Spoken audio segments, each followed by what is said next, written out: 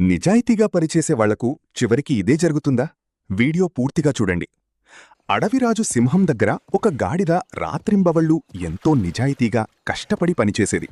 అదే సింహం దగ్గర ఉండే ఒక నక్క మాత్రం ఎలాంటి పని చేయకుండా ఎప్పుడూ సింహం చుట్టూ తిరుగుతూ పొగడ్తలతో ముంచెత్తేది. పైగా గాడిద పడే కష్టాన్ని కూడా తన ఖాతాలో వేసుకునేది. ఒకసారి అడవిలో కరువు వచ్చి సింహానికి ఆహారం దొరకలేదు.